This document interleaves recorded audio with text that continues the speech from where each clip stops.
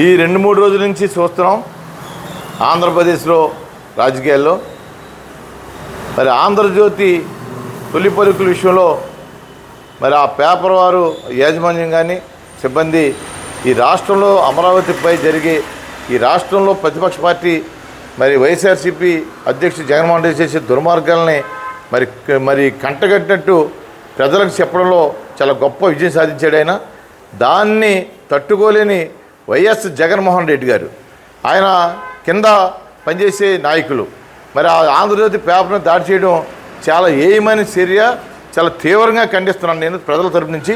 ఎందుకు ప్రజల తరపు నుంచి అన్నానంటే ఈ 2 రోజుల నుంచి కింద స్థాయిలో ఆయన పలుకుల విషయంలో కానీ వైసీపీ చేసే దుర్మార్గాల విషయంలో కానీ చాలా గ్రౌండ్ లెవెల్లో చాలామందితో మాట్లాడటం జరిగింది. ఆయన చక్కగా ఏదైతే జగన్మోహన్ రెడ్డి దుర్మార్గంగా మాట్లాడుతున్నాడో మరి దాన్ని ఆయన చెప్పడం జరిగింది. దాన్ని వాళ్ళ శ్రేణులు ఇబ్బంది అయినప్పుడు అది కాదు అని చెప్పి ఖండించే దమ్ము వాళ్ళ నాయకులు ఎవరికి లేదు కదా, నిజమైంది కదా. దీన్ని ఖండించే దమ్ము లేక మరి ఒక పత్రిక మీద దాడి చేయడం చాలా దుర్మార్గం.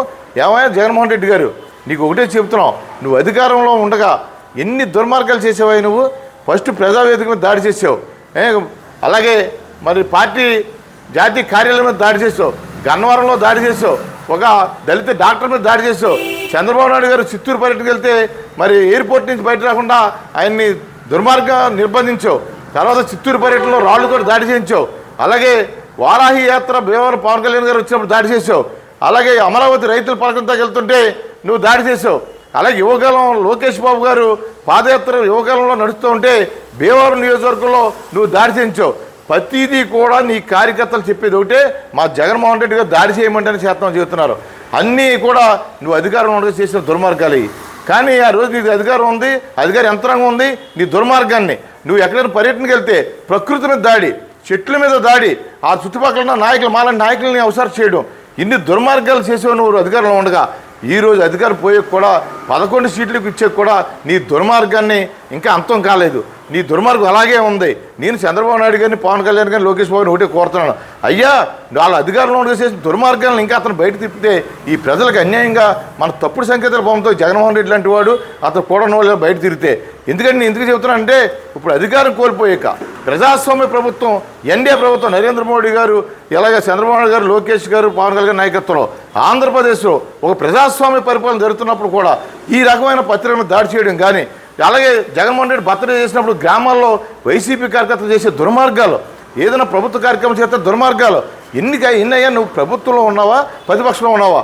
నువ్వు ప్రతిపక్షంలో ఉండే ప్రజల కోసం పోరాడతాం మానేసి ఈ రాజధాని విషయంలో, అలాగే నీకు మనుషులు కూడా ఈ దాడి చేసి మేము అధికారంలోకి వస్తున్నాం, అధికారం వచ్చిన వెంటనే ఈ ప్రభుత్వంలో ఉన్న పెద్దలందరినీ దాడి చేస్తాం, జైల్లో వేస్తాం, కొడతాం, చంపుతాం, మేకపోతులు వేసినట్టు వేస్తాం అని చెప్పి చెబుతున్నారంటే ఎంత దుర్మార్గ వైఎస్ జగన్మోహన్ రెడ్డి అతను మనుషులు చేసి ఈ దుర్మార్గాల్ని మనం ఆపకపోతే 5 కోట్ల మంది ప్రజలు అన్యాయం అయిపోతారు.